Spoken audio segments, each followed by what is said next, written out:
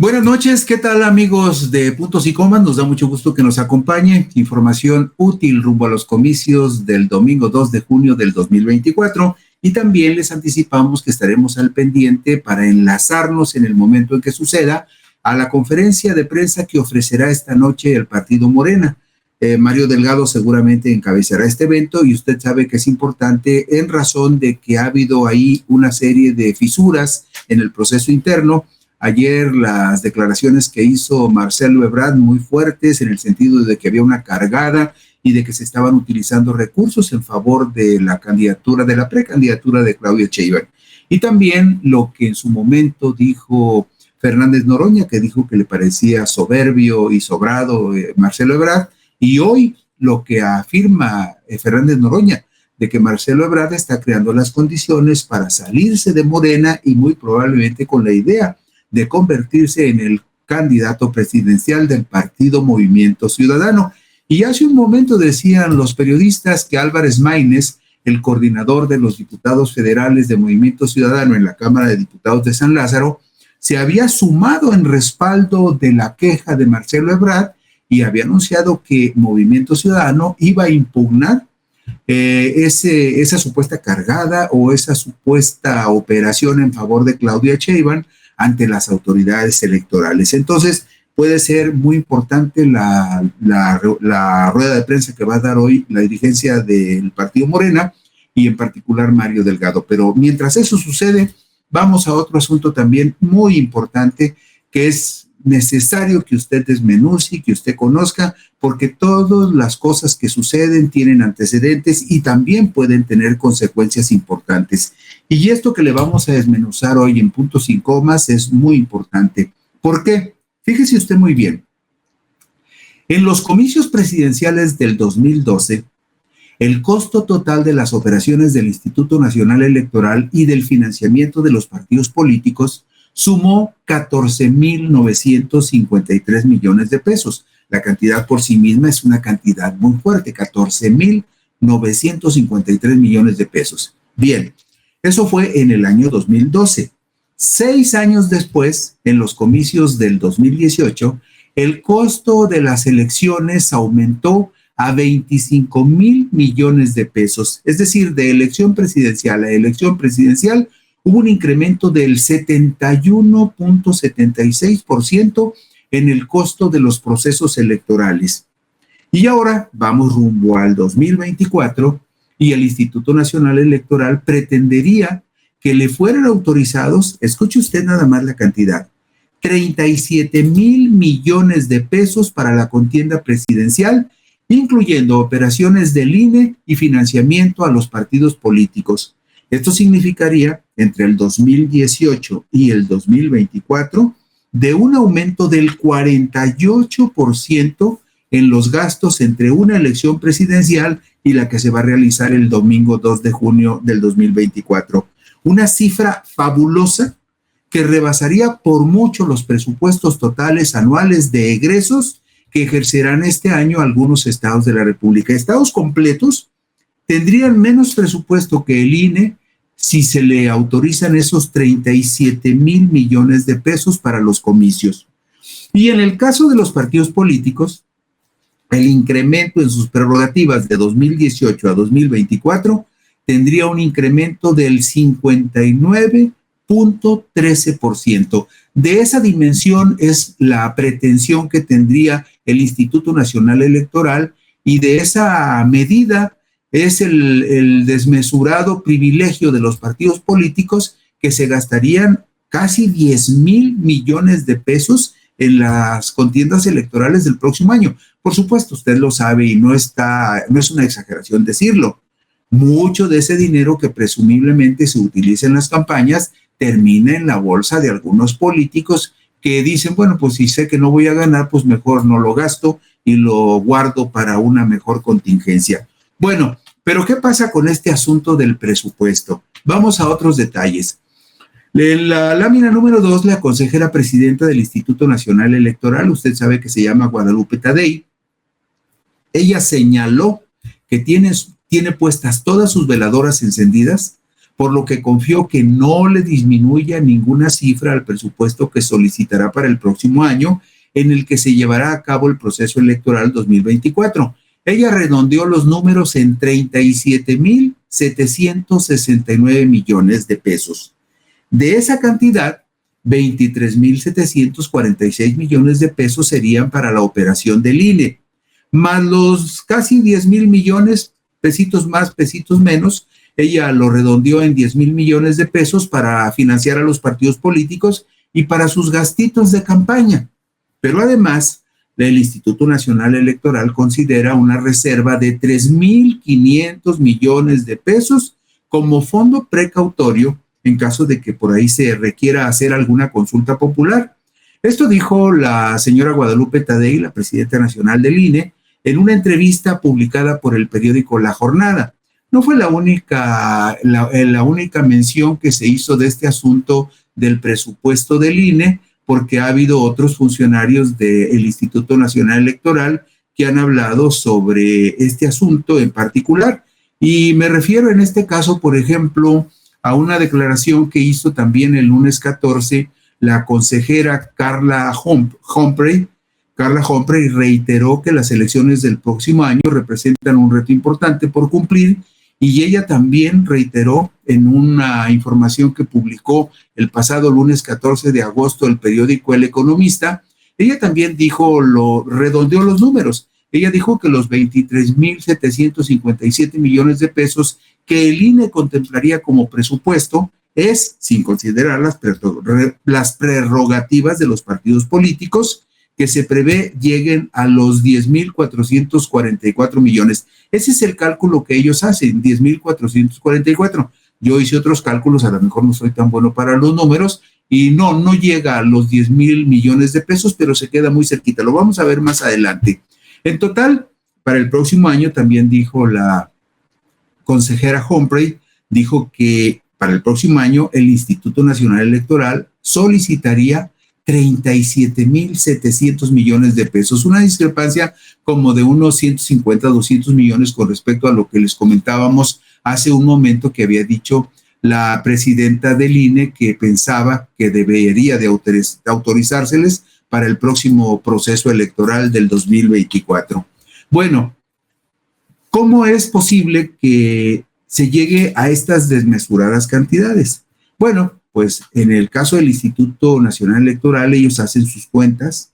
Usted sabe, y eso es verdad, lo ha dicho incluso el presidente, y ustedes recordarán que el jueves 28 de abril del 2022 se publicó en la Gaceta de la Cámara de Diputados de la Federación, se publicó la iniciativa que el presidente de la República envió, donde propone una serie de reformas tanto a la estructura electoral del país, a los usos y costumbres que hasta la fecha prevalecen en las cuestiones electorales, y también una reforma profunda al Instituto Nacional Electoral. Estamos hablando de lo que se publicó en la Gaceta Parlamentaria de la Cámara de Diputados el jueves 28 de abril del 2022. Ahí fue donde el presidente expresó las ideas fundamentales de una reforma electoral muy amplia, que entre otros aspectos, ustedes lo recordarán, proponía que se compactara el Instituto Nacional Electoral, que también, además de compactarse el Instituto Nacional Electoral, disminuyera, digamos, el tamaño del Instituto Nacional Electoral y asumiera el instituto muchas de las funciones que hasta la fecha realizan los institutos locales electorales, que hay 32 en el país y que reciben un financiamiento adicional. Pero vamos al caso particular de los partidos políticos. ¿Por qué reciben tanto dinero los partidos políticos? Pues mire usted, el artículo 41, el artículo 41 de la Constitución Política de los Estados Unidos Mexicanos establece, entre otras cosas, establece lo siguiente: establece que los partidos son instituciones de interés público y que, por lo tanto, siendo instituciones de interés público, los partidos reciben financiamiento público para el sostenimiento de sus actividades ordinarias permanentes. Este presupuesto, este financiamiento se fijará anualmente multiplicando el número total de ciudadanos inscritos en el padrón electoral por el 65% del valor diario de algo que se denomina unidad de medida y actualización, que se utiliza para tasar algunos trámites oficiales o burocráticos, las famosas UMA, la medida de actualización. Bueno, pues el 65% del valor de la UMA se multiplicaría por el total de personas que estén inscritas en el padrón electoral del país. En este momento el padrón electoral anda alrededor de los 98 millones de personas. Bueno, pues el financiamiento público para las actividades tendientes a la obtención del voto durante el año en que se elijan presidente de la República, senadores y diputados, esto lo dice el artículo 41, que el financiamiento público en los años donde hay elección de presidente, de senadores y diputados, nada más para las campañas, para el financiamiento de las campañas, tendrían que recibir el 50% adicional del financiamiento público que les corresponda a cada partido político por las actividades ordinarias que realicen en ese mismo año. Es decir, estamos hablando de que las actividades ordinarias se financian con el dinero que surge después de multiplicar el 65% de una unidad de medida de actualización por el número total de personas en el padrón electoral del país, que les digo en este momento anda alrededor de 98 millones.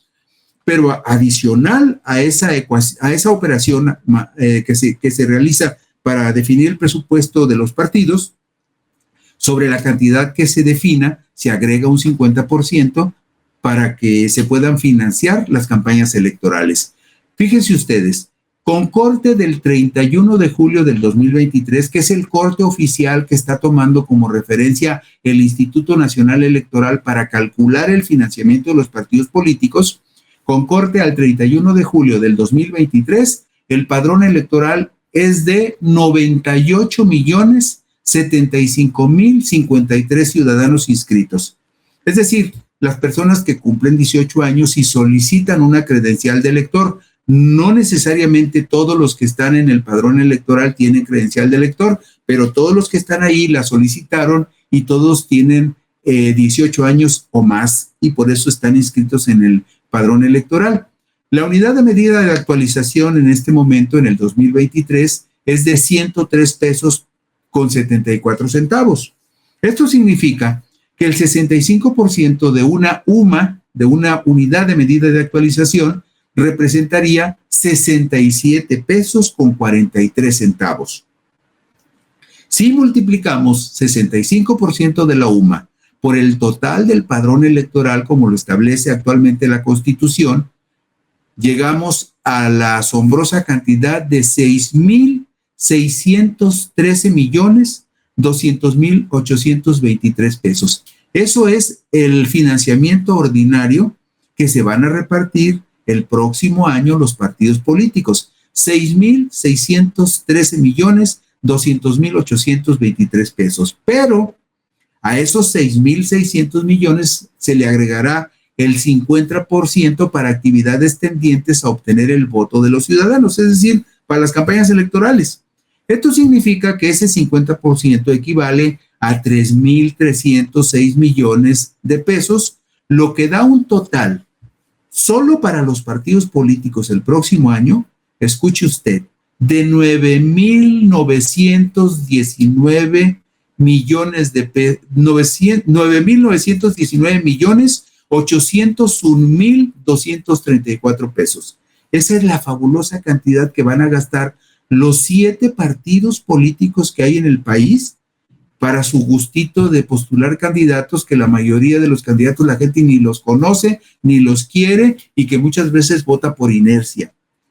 9,919,801,234 pesos se van a repartir los partidos políticos. Yo le preguntaría en este momento, ¿realmente usted que me escucha cree que los partidos políticos y los politiquitos esos que encabezan los partidos merecen recibir esa cantidad de dinero supuestamente para facilitar el acceso de los ciudadanos a la representación popular y a los cargos públicos? Esa es una buena pregunta que tenemos que hacernos todos los mexicanos, porque parece una exageración. 9,919 millones de pesos para los partidos políticos el próximo año. Por supuesto, esto está sujeto a que la Cámara de Diputados de la Federación, que es la que tiene la facultad constitucional de recibir la propuesta de presupuesto del presidente de la República, analizarlo, modificarlo si le parece que deba de hacerlo y aprobarlo finalmente, vamos a saber si el próximo año el Congreso está de acuerdo en aprobar este desmesurado presupuesto. Le voy a decir algo que a lo mejor le echa a perder la cena. Lo más probable es que sí lo apruebe el Congreso. ¿Por qué? Pues porque quienes lo van a gastar son los partidos a los que pertenecen los diputados que están en la Cámara de Diputados.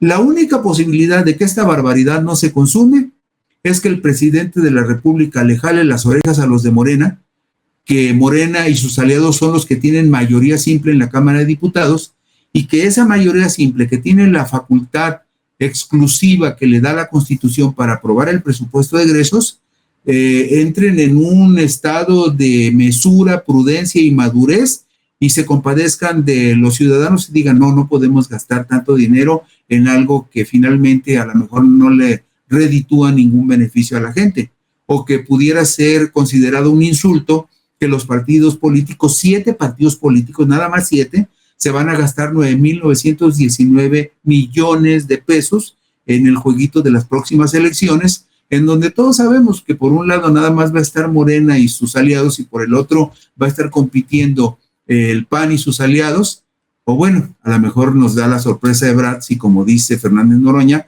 se va de candidato presidencial de Movimiento Ciudadano, pero eso ya será otra historia que más adelante veremos cuando suceda.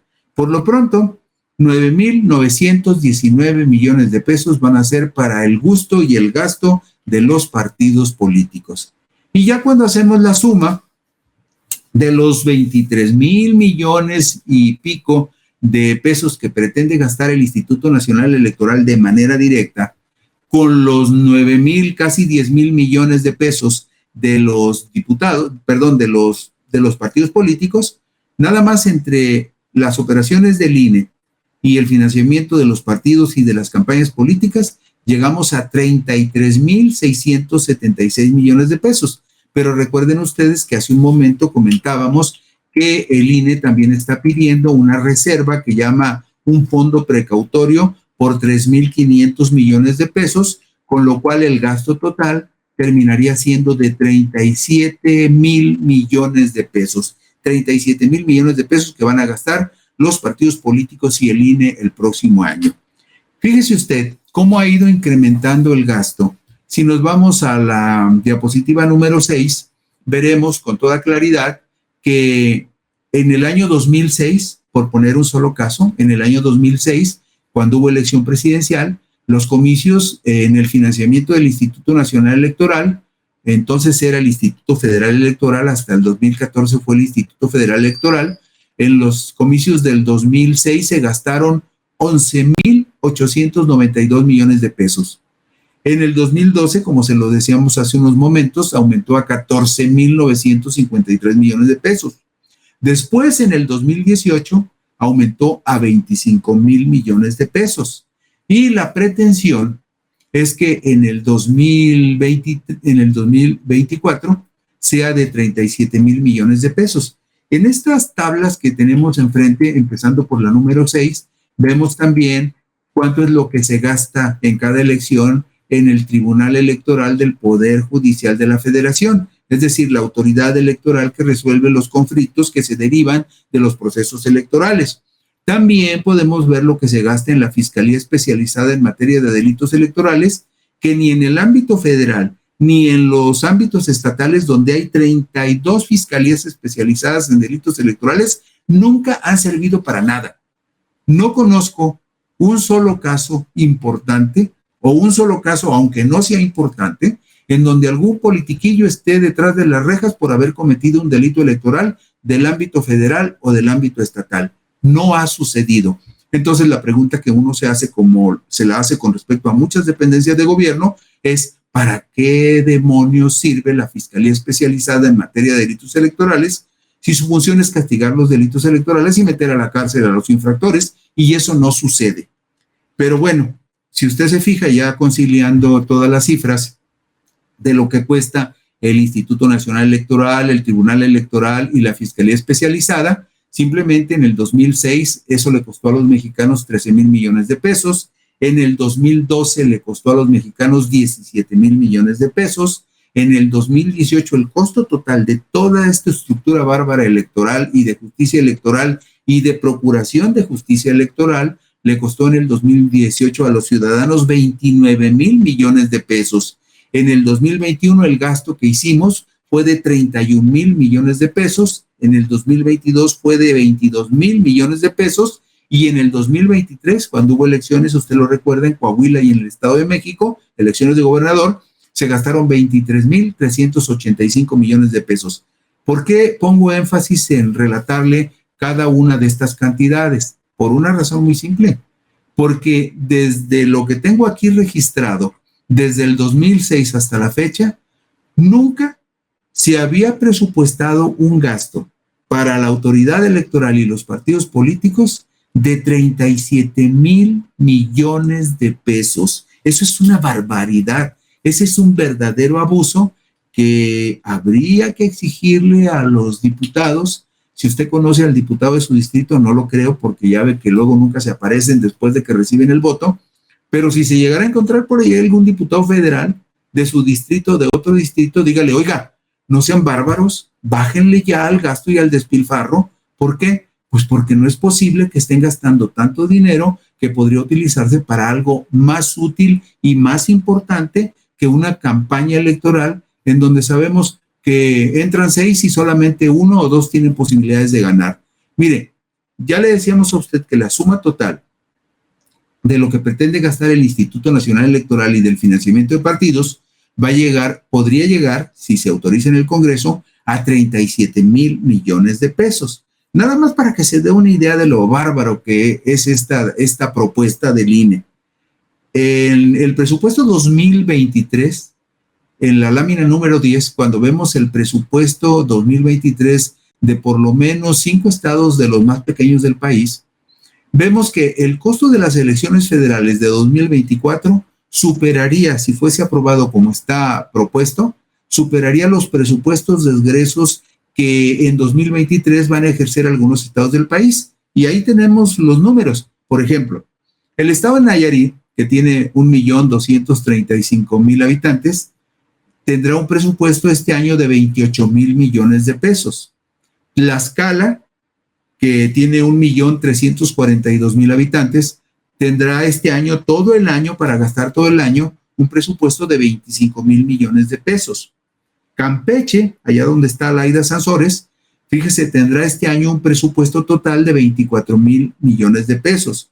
Baja California Sur, que tiene 798,000 habitantes, va a tener este año un presupuesto de egresos de 21,000 millones de pesos. Y Colima, que es un estado chiquitito, pero muy bonito, aquí cerquita de Jalisco, Colima tiene 731,391 habitantes, pero Colima este año ejercerá un presupuesto de 18,000 millones de pesos. ¿Se imaginan ustedes lo que pensarán las personas que viven en Nayarit, Tlaxcala, Campeche, Baja California Sur y Colima cuando escuchan esta desmesura de pretensión presupuestal del Instituto Nacional Electoral y cuando escuchan que los partidos políticos el año próximo se van a repartir casi la mitad del presupuesto de Baja California, más de la mitad del presupuesto de Colima y casi un 30 o 40% del presupuesto de Nayarit, Tlaxcala y Campeche, nada más en las puras elecciones?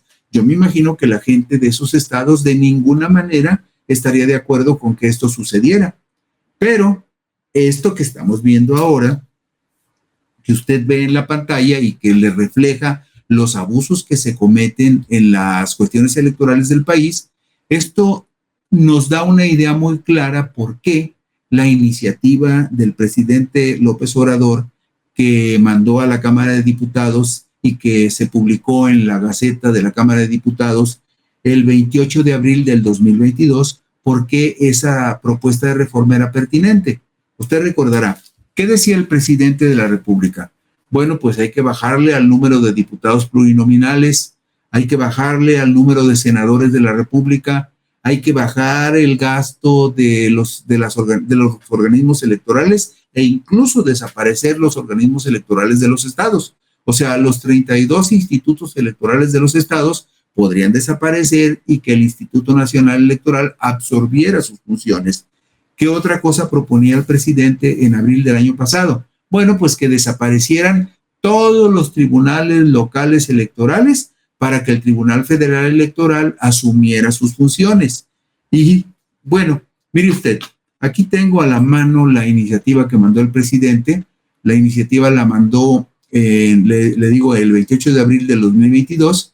Y con respecto a lo que nos interesa, lo que estamos viendo en este momento, referido al Instituto Nacional Electoral, la iniciativa plantea lo siguiente. La presente iniciativa propone iniciar una nueva etapa electoral para el país. Se plantea transformar la institucionalidad electoral al suprimir el Instituto Nacional Electoral y crear en su lugar el Instituto Nacional de Elecciones y Consultas, como autoridad electoral independiente, garantizando los principios rectores de la función electoral, como siempre debió haber sido. Esto es lo que propuso el presidente. Este Instituto Nacional de Elecciones y Consulta sería la única autoridad administrativa electoral de todo el país. Sus funciones absorberían las de los órganos públicos locales, es decir, organizaría la totalidad de los procesos electorales de la República a nivel nacional, estatal y municipal. Además, se proponía en esta iniciativa presidencial que se llevaran a cabo los ejercicios de democracia directa que se prevén en la Constitución y en las leyes. Usted sabe que en este momento, por ejemplo, hay ejercicios de democracia directa que tienen que ver con las consultas populares. Se han realizado dos. La primera consulta fue aquella para preguntarle a los ciudadanos si estarían de acuerdo en que se iniciaran procesos de investigación para tratar de juzgar a los expresidentes de la República que están señalados de corrupción. La gente dijo que sí, pero no fue suficiente la participación ciudadana, no fue vinculante el ejercicio porque se requería la participación del 40% de los ciudadanos inscritos en la lista nominal, y entonces, aunque la mayoría de la gente dijo que sí, que se debía juzgar a los expresidentes, el ejercicio no tuvo validez jurídica porque no se cumplió el requisito mínimo de participación. Pero también usted recordará que se llevó a cabo otra consulta en donde se le preguntó a los ciudadanos si querían que el presidente López Obrador siguiera en su cargo o se le revocara su mandato por pérdida de confianza. También ahí la mayoría en favor de la continuidad del gobierno de López Obrador fue aplastantemente mayoritaria, pero no fue vinculante, aunque fuera favorable al presidente, porque tampoco se reunió el mínimo de participación que se requería. Entonces, ejercicios de esa naturaleza tendrían que seguirse practicando, de ser posible, cada año, para que la gente encuentre que hay otras formas de expresión y de participación democrática que es importante que se realicen en el país. ¿Por qué? Pues porque en este país nadie toma en cuenta a los ciudadanos comunes. Hasta ahora que se han abierto estos canales de participación, el pueblo no existía para los políticos, porque igual que a los nopales, nomás los iban a buscar cuando tenían tunas o cuando era época electoral. Bueno, pues dice la iniciativa del presidente con respecto al Instituto Nacional de Elecciones y Consultas. Cabe mencionar que el INE, desde su creación hasta la fecha, ha ido ejerciendo cada vez más facultades de atracción sobre las funciones de los órganos electorales de los estados, al grado de realizar y verificar prácticamente todas las actividades significativas que corresponden formalmente a dichos órganos, salvo la investigación y sustanciación de las quejas, el registro de candidatos, los cómputos y la declaración de validez, contar con una autoridad administrativa única. Esto abonaría a dar mayor certeza y a armonizar los procesos electorales y de participación ciudadana. Esta iniciativa del presidente, que no ha perdido vigencia ni tampoco ha perdido esencia con respecto a algunos temas, también advertía lo siguiente. Actualmente el INE se organiza mediante 4 órganos centrales: el Consejo General como máxima instancia decisoria y su presidencia, la Junta General Ejecutiva, la Secretaría Ejecutiva y el órgano interno de control. Y describe también las direcciones que hay en el Instituto Nacional Electoral, pero dice, por otra parte, que también existen las juntas locales ejecutivas, los consejos locales, las juntas distritales ejecutivas y que en este caso, por ejemplo, las 32 juntas locales ejecutivas del actual Instituto Nacional Electoral, e incluso en su momento, si prevalecieran los 300 distritos, aunque la iniciativa del presidente propone que los distritos dejen de funcionar como tales, aún así, la idea es que el Instituto Nacional Electoral, pero convertido en Instituto Nacional de Elecciones, se hiciera cargo de prácticamente todas las elecciones en el país. Usted se ha dado cuenta, y lo va a ver en las elecciones del próximo año, que se instala un lugar donde se ponen las casillas para las elecciones locales en los casos de los estados donde va a haber elecciones locales de gobernador, de alcaldes o diputados.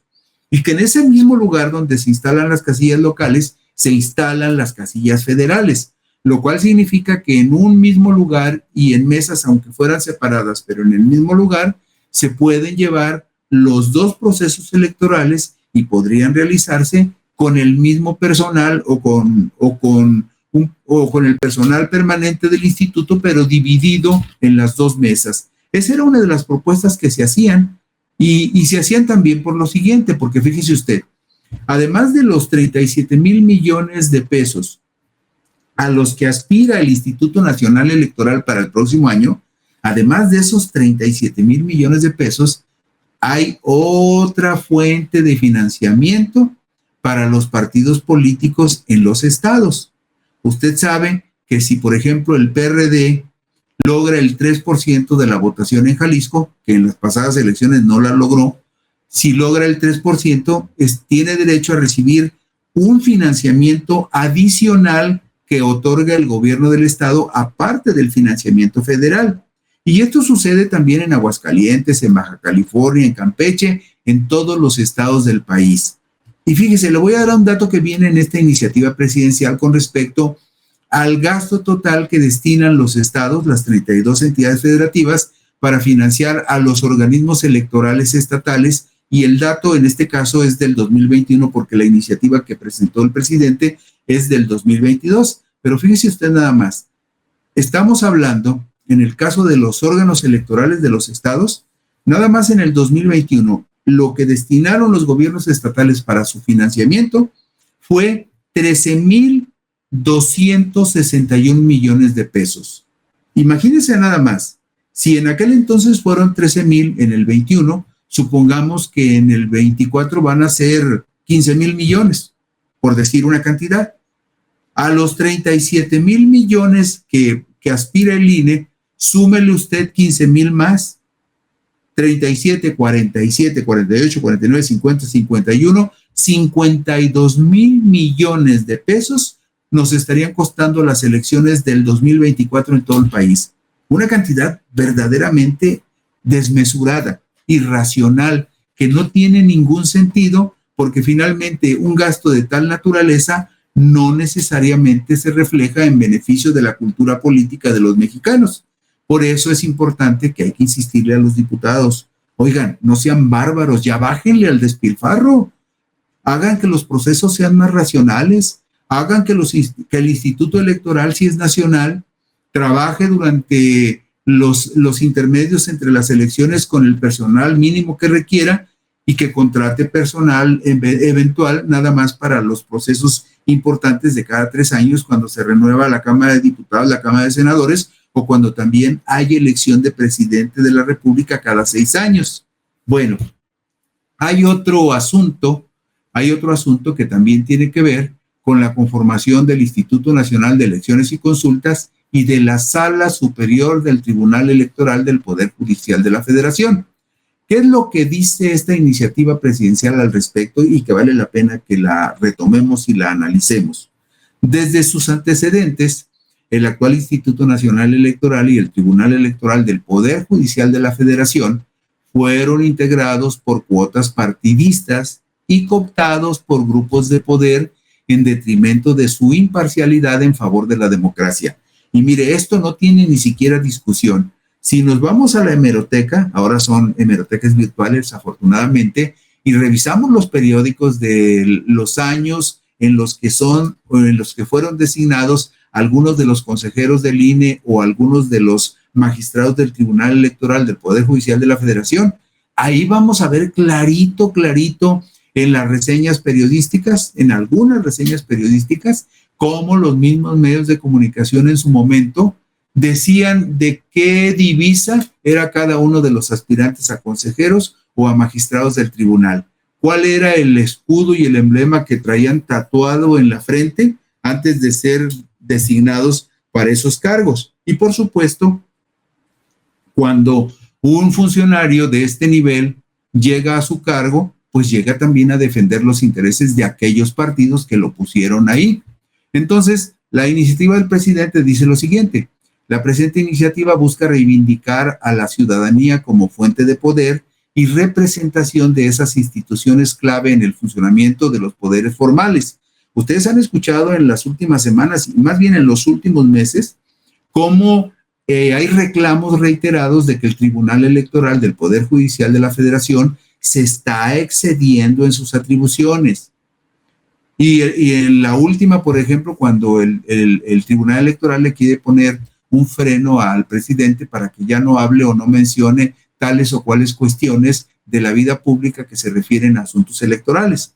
Y también ustedes recordarán que en su momento el Tribunal Electoral del Poder Judicial de la Federación emitió varias resoluciones en donde le exigía, por ejemplo, a la Junta de Coordinación Política de la Cámara de Diputados que incluyera en la Comisión Permanente del Congreso al partido Movimiento Ciudadano.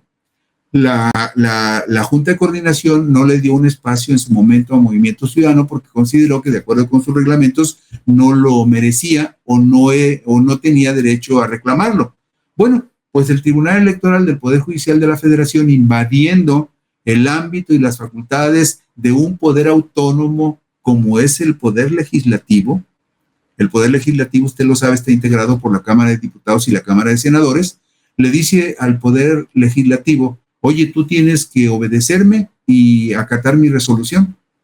Y el Poder Legislativo le dijo: ¿sabes qué, tribunal? Si nosotros te ponemos, si nosotros somos electos por el pueblo, si somos depositarios de la voluntad de la gente, ¿por qué tendríamos que hacerte caso a ti, que eres un poder designado?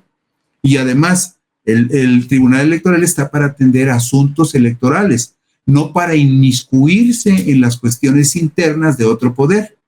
También ustedes recordarán seguramente, porque esto tiene que ver con el asunto que estamos abordando hoy, que en la definición del presupuesto del Instituto Nacional Electoral que está vigente, el que corresponde a 2023, hubo un recorte de más de 4,000 millones de pesos que decidió la Cámara de Diputados.